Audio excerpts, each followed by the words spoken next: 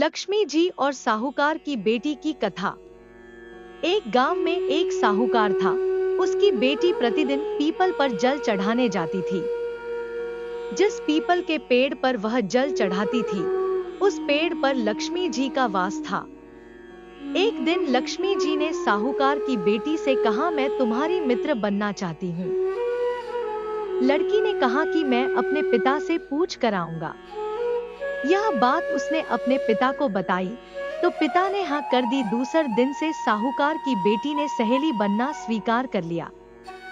दोनों अच्छे मित्रों की तरह आपस में बातचीत करने लगी। एक दिन लक्ष्मी जी साहूकार की बेटी को अपने घर ले गई। अपने घर में लक्ष्मी जी उसका दिल खोलकर स्वागत किया। उसकी खूब खातिर की, उसे अनेक प्रकार के भोजन परोसे। साहूकार की बेटी ने लक्ष्मी जी को अपने घर बुला तो लिया, परंतु अपने घर की आर्थिक स्थिति देखकर वह उदास हो गई। उसे डर लग रहा था कि क्या वह लक्ष्मी जी का अच्छे से स्वागत कर पाएगी। साहूकार ने अपनी बेटी को उदास देखा तो वह समझ गया।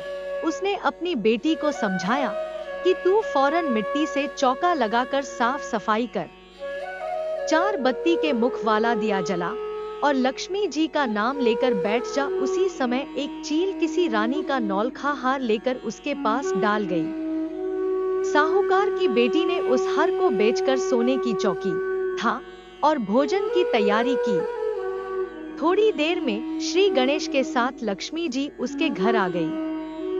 साहूकार की बेटी ने दोनों की खूब सेवा की। उसकी खातिर से लक्ष्मी जी बहुत प्रसन्न हुई और साहूकार बहुत अमीर बन गया। लक्ष्मी पूजन कथा, स्टोरी ऑफ लक्ष्मी पूजा। एक बार की बात है, एक बार एक राजा ने एक लकड़हारे पर प्रसन्न होकर उसे एक चंदन की लकड़ी का जंगल उपहार स्वरूप दे दिया। पर लकड़हारा तो ठहरा लकड़हारा, भला उसे चंदन की लकड़ी का महत्व क्या मालूम। वह जंगल से चंदन की लकड़ियां लाकर उन्हें जलाकर भोजन बनाने के लिए प्रयोग करता था। राजा को अपने अपने गुप्तचरों से यह बात पता चली तो उसकी समझ में आ गया कि धन का उपयोग भी बुद्धिमान व्यक्ति ही कर पाता है। यही कारण है कि लक्ष्मी जी और श्री गणेश जी की एक साथ पूजा की जाती है, ताकि व्यक्ति को धन के साथ साथ उसे प्रयोग करने की योग्यता भी आए। श्री राम का अयोध्या वापस आना। धार्मिक ग्रंथ रामायण में यह कहा गया कि जब 14 वर्ष का वनवास काट कर राजा राम लंका नरेश रावण का वध कर वापस अयोध्या आए थे, उन्हीं के वापस आने की खुशी में अयोध्या वासियों ने अयोध्या को दियों से सजाया था। अपने भगवान के आने की खुशी में अयोध्या नगरी दियों की रोशनी में जगमगा उठी थी।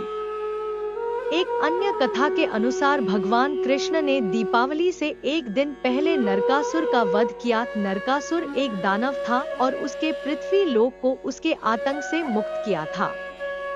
बुराई पर अच्छाई की जीत के प्रतीक के रूप में भी दीपावली पर्व मनाया जाता है। राजा और साधु की कथा, story of a king and a Saint.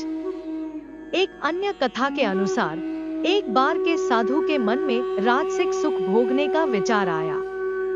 इसके लिए उसने लक्ष्मी जी को प्रसन्न करने के लिए तपस्या करनी प्रारंभ कर दी। तपस्या पूरी होने पर लक्ष्मी जी ने प्रसन्न होकर उसे मनोवांछित वरदान दे दिया।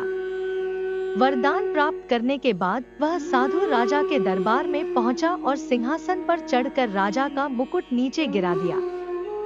राजा ने देखा कि मुकुट के अंदर से एक विषैला सांप निकलकर भागा। यह देखकर राजा बहुत प्रसन्न हुआ, क्योंकि साधु ने सर्प से राजा की रक्षा की थी।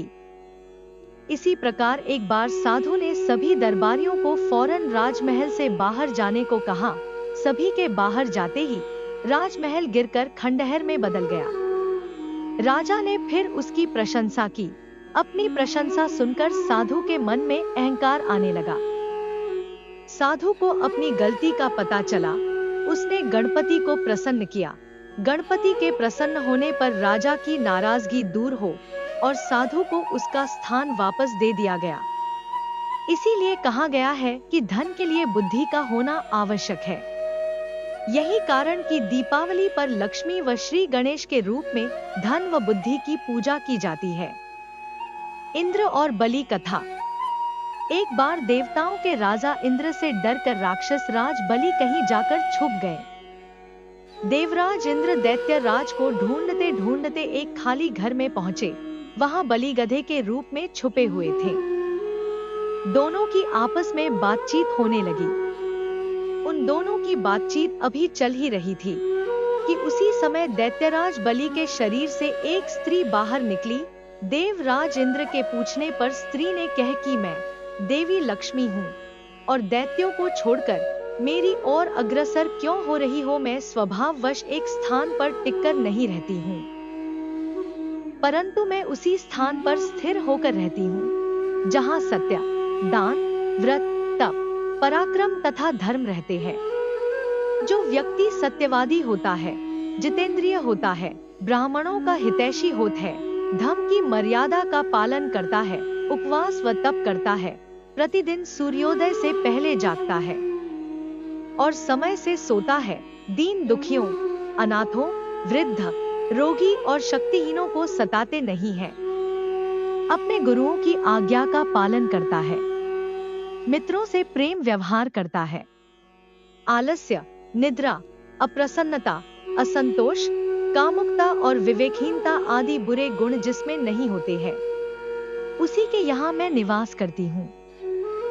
इस प्रकार यह स्पष्ट है कि लक्ष्मी जी केवल वहीं स्थायी रूप से निवास करती है जहाँ उपरोक्त गुण युक्त व्यक्ति निवास करते हैं।